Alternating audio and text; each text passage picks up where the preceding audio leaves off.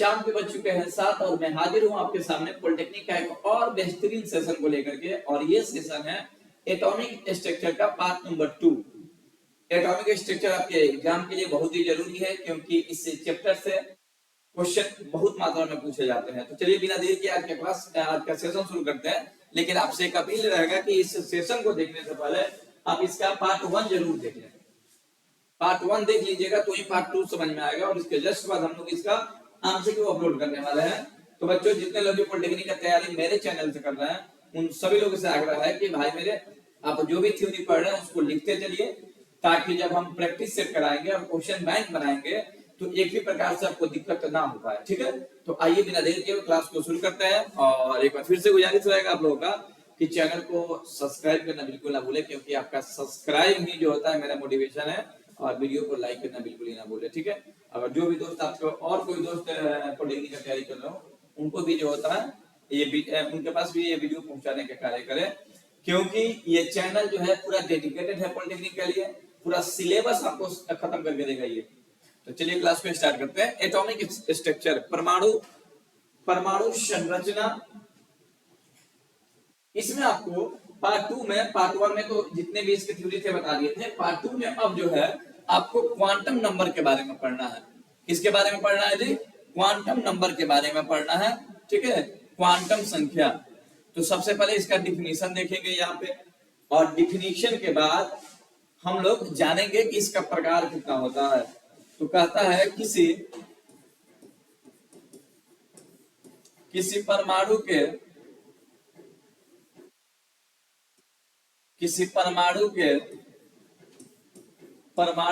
Electron के बारे में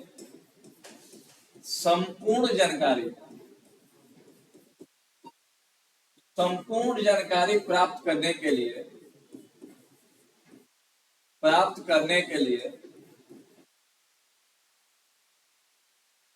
4 संख्याओं की जरूरत होती है। 4 संख्याओं की आवश्यकता होती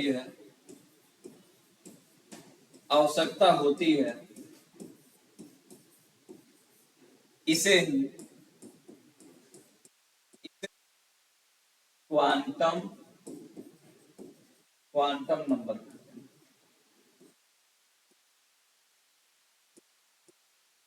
तो याद रखिएगा, क्वांटम नंबर जो है ना इलेक्ट्रॉन के बारे में इंफॉर्मेशन देता है। अब जानते हैं कि इलेक्ट्रॉन जो होता है या तो ऑर्बिट में होगा, या तो सबसेल में होगा, या तो ऑर्बिटल में होगा। अर्थात इलेक्ट्रॉन का पोजीशन क्या होगा, ठीक है, किस पोजीशन में आएगा, उसी के बारे में ये पढ़ना रहता है क्वांटम नंबर। तो कहता है कि किसी परमाणु के इलेक्ट्रॉन के बारे में संपूर्ण जानकारी प्राप्त करने के लिए 4 संख्याओं की आवश्यकता होती है। इसे क्वांटम नंबर कहते हैं। आपके ध्यान में आएगा कि ये 4 संख्या कौन है। तो ये 4 संख्या ये है 1 2 3 4। पहला होता है प्रिंसिपल क्वांटम नंबर। पहला जो आपको पढ़ना है इसको हम लोग प्रिंसिपल क्वांटम नंबर कहते हैं। दूसरा है एजीमुथल क्वांटम नंबर, तीसरा है मैग्नेटिक क्वांटम नंबर, और चौथा है स्पिन क्वांटम नंबर। यानी 4 क्वांटम नंबर को आपको पढ़ना है। Principal quantum number, azimuthal quantum number, magnetic quantum number और स्पिन क्वांटम नंबर। ये 4 क्वांटम नंबर से ही हम इलेक्ट्रॉन के पूरे कुंडली निकाल के आपको दे देंगे। ठीक है, तो चलिए इसको 1 बाय 1 करके पढ़ते हैं कि इन चारों क्वांटम नंबर में क्या क्या होता है, इस क्वांटम नंबर को किसके द्वारा दिया गया था। ठीक है, तो चलिए शुरू करते हैं जी। आज का क्लास बड़ा ही रोचक होने वाला है, क्योंकि ये पढ़ना बहुत जरूरी है। कंपटीशन देखिए, अगर आपके पॉलिटेक्निक में क्वेश्चन हार्ड करेगा ना तो ये एटॉमिक क्वांटम नंबर से जरूर क्वेश्चन पूछेगा। अगर एटॉमिक स्ट्रक्चर से क्वेश्चन पूछता है तो चलिए शुरू करते हैं जी। क्वांटम नंबर ये 4 प्रकार के होते हैं। आगे बढ़ते हैं जी।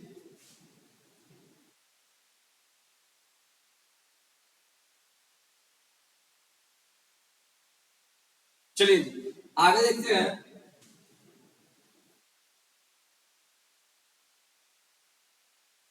Principal quantum number. आपको सबसे पहले इन चारों क्वांटम नंबर में सबसे पहले आपको पढ़ना है प्रिंसिपल क्वांटम नंबर, यानी कि मुख्य क्वांटम संख्या। इसको कहते हैं मुख्य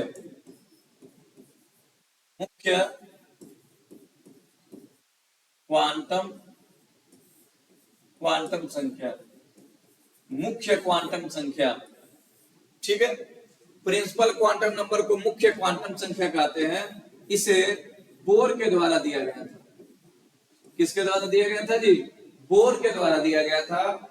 और ये जो है और ऑर्बिट के बारे में जानकारी देता है, यानी कि सेल के बारे में जानकारी देता है, ठीक है। याद रखिएगा, प्रिंसिपल क्वांटम नंबर को बोर के द्वारा दिया गया था। और ये किसके बारे में जानकारी देता है? ऑर्बिटल, ऑर्बिट के बारे में। ऑर्बिटल नहीं है जी, ऑर्बिट है। ऑर्बिट या सेल के बारे में जानकारी देता है। अब इसका डिफिनीशन देखेंगे और इसमें क्या क्या एप्लीकेशन पढ़ना रहता है उसको आपको बताने वाले हैं, ठीक है। तो चलिए शुरू करते हैं जी। इसके आगे वाले भाग डिफिनीशन देखिएगा। वैसा क्वांटम संख्या, वैसा क्वांटम वैसा क्वांटम संख्या जो जो सेल में उपस्थित सेल में उपस्थित सेल में उपस्थित इलेक्ट्रॉन के बारे में, सेल में उपस्थित इलेक्ट्रॉन के बारे में संपूर्ण जानकारी देता है। संपूर्ण जानकारी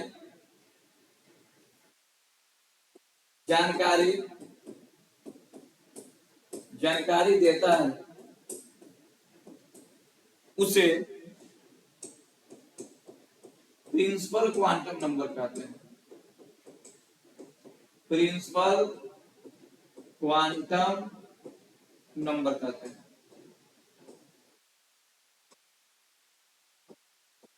उसे प्रिंसिपल क्वांटम नंबर कहते हैं, यानी वैसा क्वांटम नंबर जो सेल में उपस्थित इलेक्ट्रॉन के बारे में संपूर्ण जानकारी देता है, उसे प्रिंसिपल क्वांटम नंबर कहते हैं। प्रिंसिपल क्वांटम नंबर कहते हैं, ठीक है। अब देखिएगा, अब इसके ऊपर लिख देते हैं, इसे n से सूचित किया जाता है। इसे n से सूचित किया जाता है।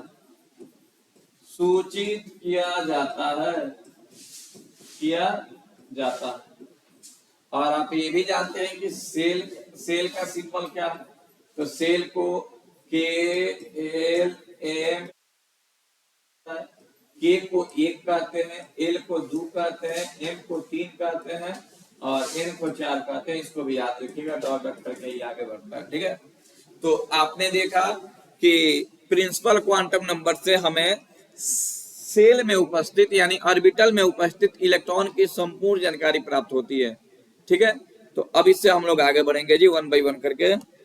अब इसका एप्लीकेशन देखेंगे। एप्लीकेशन में 1-2 पॉइंट आपको पढ़ाएंगे जो जरूरी है, उसके बाद हम लोग आगे बढ़ जाएंगे जी।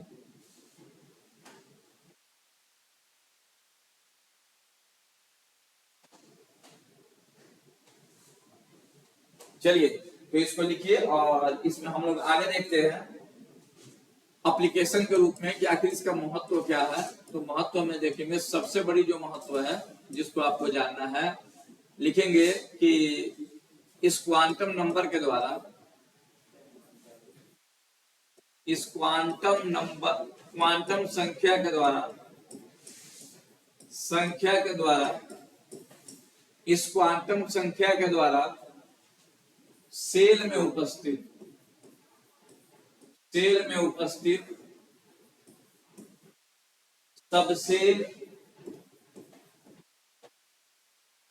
सबसेल तथा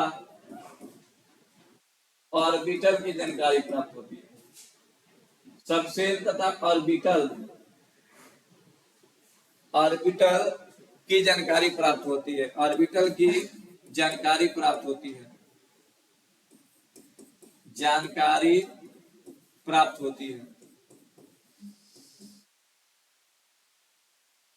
इसमें एक रूल देखिएगा किस प्रकार से प्राप्त होती है, उस रूल को समझिएगा, ठीक है। इस रूल को समझिएगा। यदि n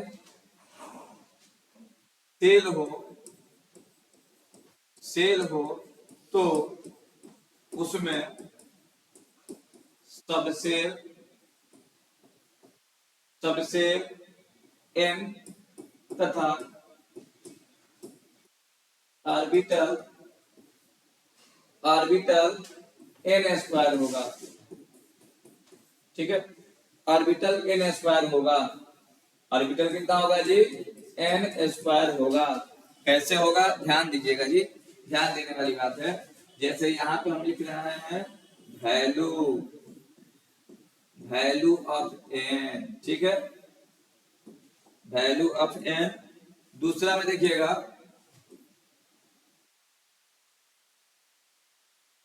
number of subshell,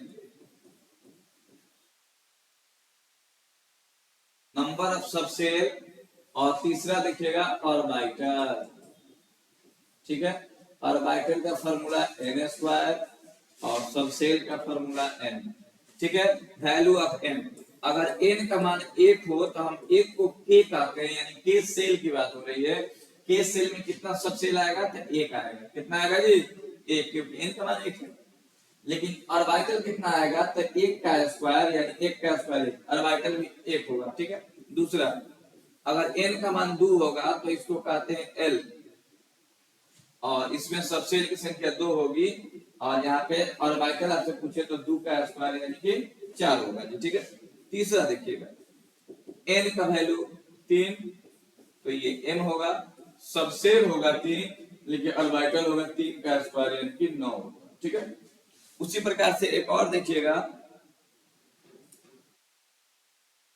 4 number, यदि n का मान 4 हो, यानी कि n की बात हो, तो सबसेल होगा 4 और ऑर्बिटल होगा कितना? 4 का स्क्वायर यानी कि 16 ऑर्बिटल होगा जी। ठीक है, तो आपको इस प्रकार से आपको जानना है कि किस सेल में कितने ऑर्बिटल होते हैं, किस सेल में कितने ऑर्बिटल होते हैं, ये आपको जानना है।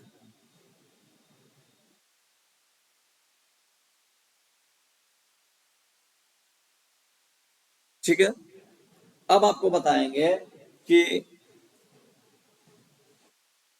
चलिए, तो इसी प्रकार से आगे बढ़ता जाएगा। अब हम आगे देखेंगे कि सेल में, ठीक है, सेल में आप सेल में आपने देखा कि सब सेल होता है और ऑर्बिटल होता है। ठीक है, अब हम जानेंगे कि सेल में कितने इलेक्ट्रॉन होते हैं। ठीक है, तो चलिए अब अगला रूल नंबर 2 देखेंगे हम लोग। रूल नंबर 2, चलिए इसको मिटाते हैं।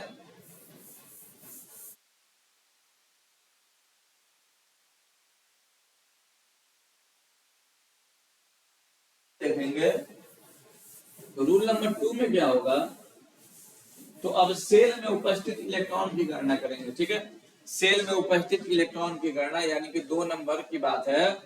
तो 2 नंबर में क्या करेंगे हम लोग, तो 2 नंबर में होगा एन के द्वारा, ये रूल है जी, रूल नंबर 2 है। किसके द्वारा? एन के द्वारा सेल में उपस्थित,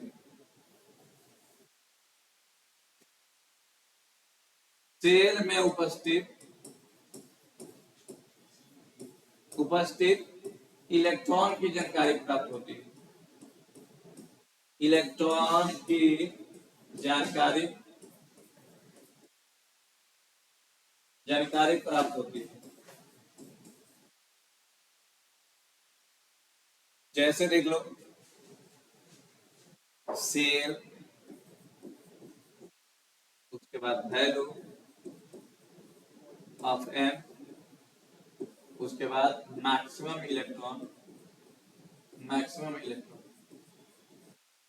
याद रखिएगा सेल में मैक्सिमम इलेक्ट्रॉन होता है 2n स्क्वायर। कितना होता है जी? 2n स्क्वायर होता है। तो अब देखिए सेल वाला के सेल, दूसरा एल, तीसरा एम और चौथा एन। आपको इतना ही पढ़ना रहता है और आगे बढ़ सकता है। ये वैल्यू देखिए, एन के लिए एन का वैल्यू 1 होता है, एल के लिए 2 होता है, एम के लिए 3 होता है और एन के लिए 4 होता है। माने एम के लिए 3 और एन के लिए 4। हाँ जी, आपसे पूछेगा मैक्सिमम इलेक्ट्रॉन कितना होगा सेल में, तो फॉर्मूला होगा 2n स्क्वायर। तो 2 गुणे 1 का स्क्वायर, तो 2 गुणे 1 यानी 2 हो जाएगा। दूसरा देखिएगा 2 गुणे 2 का स्क्वायर, फॉर्मूला पर रख रहे हैं जी। ठीक है, तो 2 गुणे 4 यानी 4 गुना 8। तीसरा 2 गुणे 3 का स्क्वायर यानी 2 गुणे 9, 9 गुना 18। चौथा देखिएगा 2 गुणे 4 का स्क्वायर यानी 2 गुणे 16 यानी कि 32 हो जाएगा। ठीक है, तो इस प्रकार से इलेक्ट्रॉन की जानकारी प्राप्त होती है जी। ठीक है, तो चलिए इसको लिखा जाए, आगे बढ़ते हैं जी।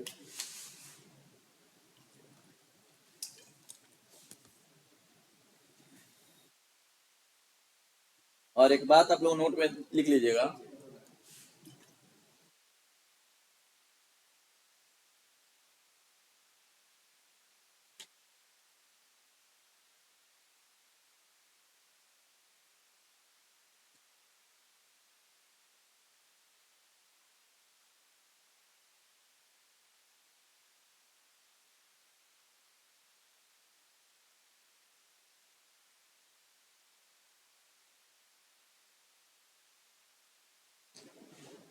चलिए जी।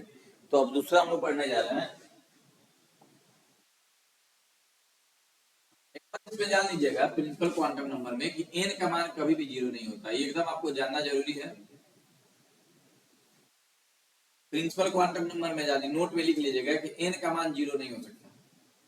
नोट में देखिएगा कि n का मान शून्य नहीं हो सकता, शून्य नहीं हो सकता, क्योंकि सेल कभी शून्य हो ही नहीं सकता है। अगर सेल शून्य हो जाए तो एटम एग्जिस्ट ही नहीं करता है। ठीक है, एग्जिस्ट ही नहीं करेगा, तो इसको आप लोग याद रखिएगा, n का मान शून्य नहीं हो सकता है। अगला पॉइंट देखिए, azimuthal quantum number. Azimuthal quantum number जो है, इस कंसेप्ट को सोमरफील्ड ने दिया था, समरफील्ड ने दिया था। और ये एजीमुथल क्वांटम नंबर जो है सबसेल के बारे में जानकारी देता है, सबसेल की जानकारी देता है, और इसे एल से सूचित किया जाता है, एल से सूचित किया जाता है, सूचित किया जाता है। ठीक है, इसका डिफिनीशन नहीं लिखवाएंगे, बोल देते हैं कि वैसा क्वांटम नंबर जो सबसेल में उपस्थित इलेक्ट्रॉन की जानकारी देता है उसे एजीमुथल क्वांटम नंबर कहते हैं। फिर से वैसा क्वांटम नंबर जो सबसेल में उपस्थित इलेक्ट्रॉन के बारे में संपूर्ण जानकारी देता है उसे एजीमुथल क्वांटम नंबर कहते हैं। इसे एल से सूचित किया जाता है, एल से सूचित किया जाता है। और एल का मान जो है जीरो भी हो सकता है, एक भी हो सकता है, दो भी हो सकता है, तीन भी हो सकता है, ऐसे करके होता है। ठीक है, एल का मान जो होता है क्या हो सकता है, जीरो हो सकता है, एक हो सकता है, दो हो सकता है।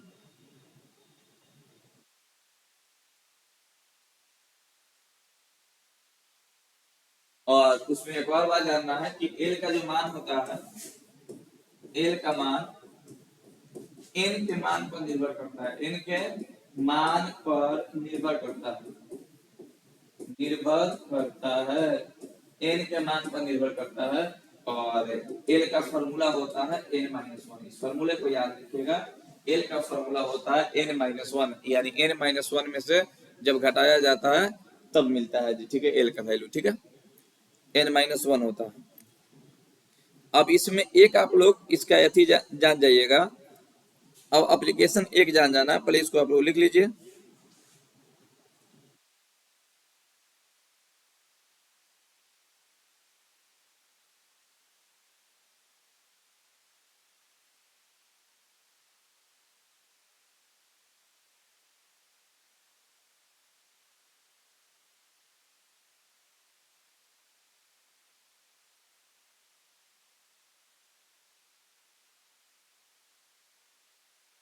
चलिए, तो अब इसका एप्लीकेशन पढ़ते हैं। एप्लीकेशन पर ध्यान दीजिएगा, एप्लीकेशन नंबर एक, एप्लीकेशन नंबर एक लिखेंगे।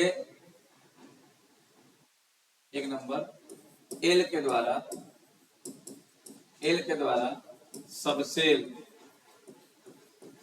सबसेल की जानकारी प्राप्त होती है, जानकारी प्राप्त होती है। कैसे प्राप्त होगी देखिएगा, देखिए एन लाने के लिए ना आपको एन हर हाल में चाहिए, तो लिखेंगे value of n, value of n, उसके बाद आएगा value of l, value of l, और उसके बाद आएगा उसका सिंबल। ठीक है, एल निकालने का फॉर्मूला होता है n-1, n माइनस वन। तो देखा जाए फॉर्मूला क्या होता है जी, फॉर्मूला पे गौर करिएगा। तो फॉर्मूला होता है कि यदि n का मान 1 हो तो l कितना होगा, n माइनस वन, यानी 1 माइनस 1 बोले तो 0। दूसरा n का मान 2 हो तो l कितना होगा, 2 माइनस वन यानी कि 1। तीसरा अगर n का मान 3 हो तो l कितना होगा, 3 माइनस 1 यानी कि 2। चौथा n का मान 4 हो तो l होगा 4 माइनस वन इक्वल टू 3। ठीक है, तो आपने देखा, देखो जीरो को ना s कहते हैं, याद रखिएगा यहाँ पे, जीरो को s कहते हैं, एक को p कहते हैं, दो को d कहते हैं और तीन को f कहते हैं। लेकिन सबसेल फॉर्म में लिखेंगे तो क्या लिखेंगे, सेल को लिखते हैं और ऑर्बिटल, ये ऑर्बिटल है जी, तो 1s सबसेल हो गया। ठीक है, इसमें कितना सबसेल, तो इसमें कितना जी p है तो 2p, इसमें कितना, ये हो जाएगा 2 है, 3 है, 3d और ये 4 है। इस प्रकार से सबसेल को लिखा जाता है। इसके बाद हम जानेंगे कि सबसेल में कितना ऑर्बिटल होगा, उसको हम लोग जानने वाले हैं। ठीक है,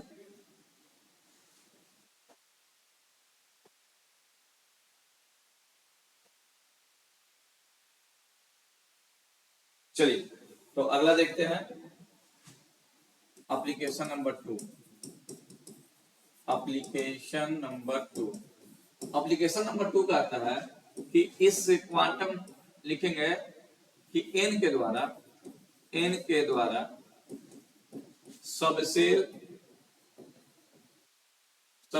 तथा उसकी संख्या की जानकारी प्राप्त होती है। संख्या की जानकारी प्राप्त होती है, कैसे होता है ध्यान से देखिएगा। n के द्वारा सबसेल की जानकारी प्राप्त होती है। सबसेल की जानकारी कैसे प्राप्त करेंगे हम,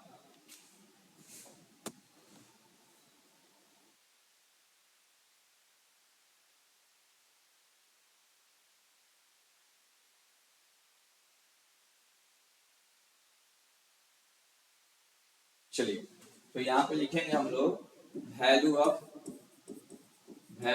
m, उसके बाद लिखेंगे सबसेल,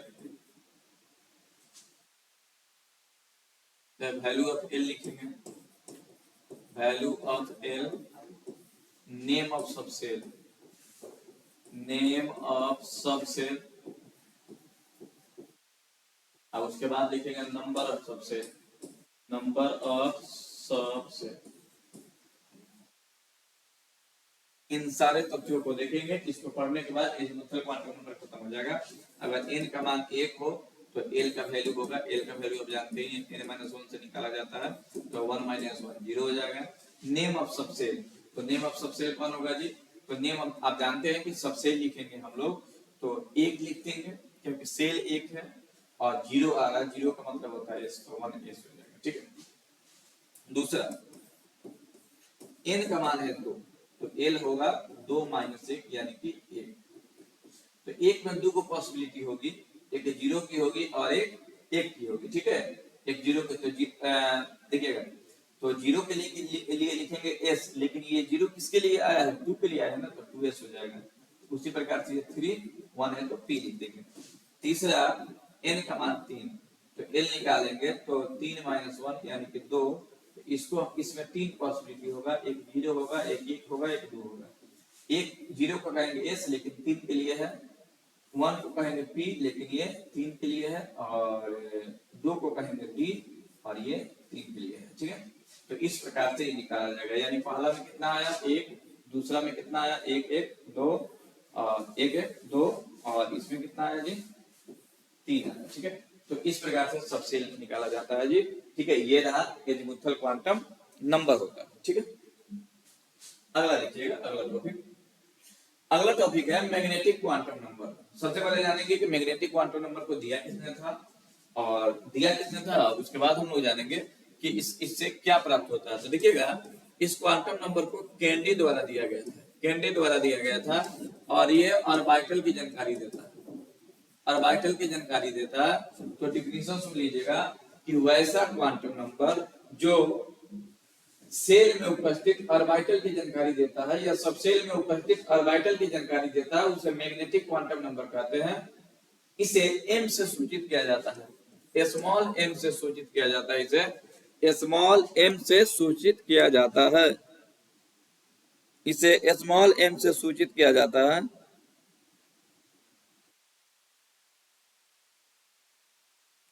स्मॉल m से सूचित किया जाता है।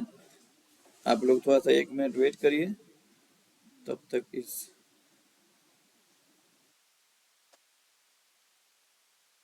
क्लास शुरू नहीं हुआ जी।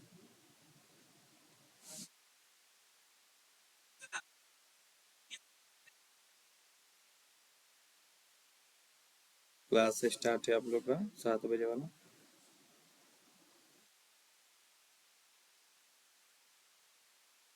चलिए, तो एजीमुथल क्वांटम नंबर, तो इसे सॉरी मैग्नेटिक क्वांटम नंबर इसे कैंडी द्वारा दिया गया था। ऑर्बिटल की जानकारी प्राप्त होती है, m से सूचित करते हैं, और m निकालने का फार्मूला होता है 12+1 और उसके बाद एक और बात देखेंगे, इसका मान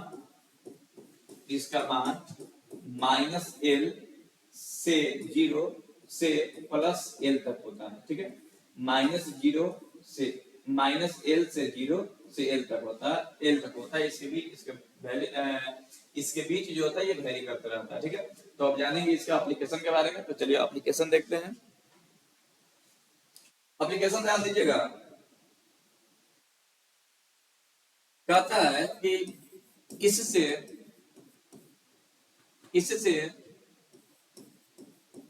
सेल में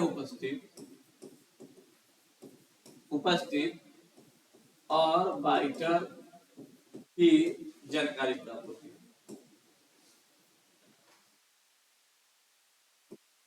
जानकारी प्राप्त होती है, जानकारी प्राप्त होती है, ठीक है। कैसे प्राप्त होती है, तो देखिए, अब यहाँ पे लिखेंगे value of l, value of L, ठीक है, और यहाँ पे लिखेंगे वैल्यू ऑफ एम, और यहाँ पे लिखेंगे number of orbital, number of orbital.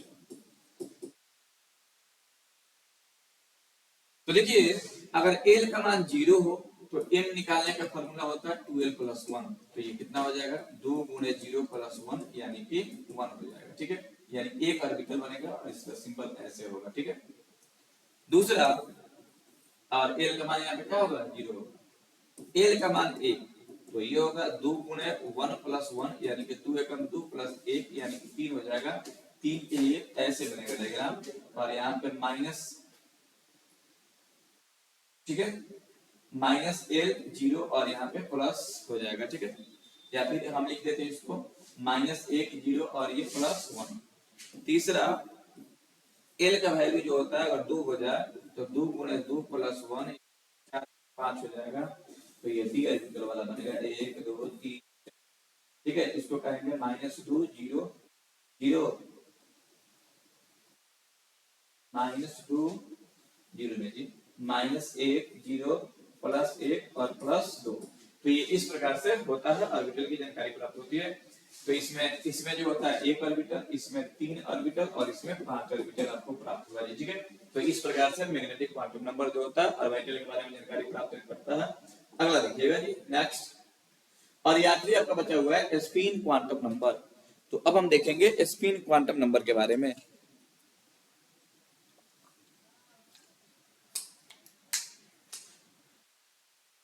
Spin quantum number, इस कंसेप्ट को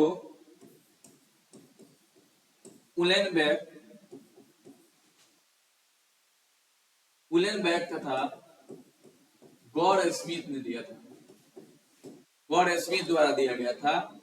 ये इलेक्ट्रॉन के अपने एक्सिस पर चक्रण की जानकारी देता है, चक्रण की जानकारी देता है, जानकारी देता है, ठीक है। चक्रण देता है, इसे एस से सूचित किया जाता है, एस से सूचित किया जाता है, सूचित किया जाता है। एस का मान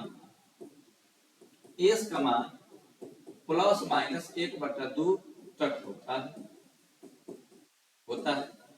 अब ये प्लस माइनस कब होता है जी, प्लस कब होगा और माइनस कब होगा, तो देखिएगा जब अगर मान लेते हैं कोई ऑर्बिटल है और इसका स्पिन अप है, ठीक है, स्पिन क्या है जी, अप, स्पिन अप होगा तो एस का वैल्यू होता है प्लस 1/2 पहला। दूसरा देखिएगा कि जब स्पिन डाउन हो तो इसको हम लोग स्पिन डाउन कहेंगे, स्पिन अप और ये हो जाएगा डाउन,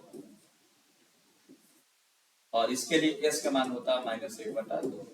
तो स्पिन क्वांटम नंबर जो होता है इलेक्ट्रॉन को अपने एक्सिस पे चक्रण के बारे में जानकारी देता है, इसे एस से सूचित किया जाता है।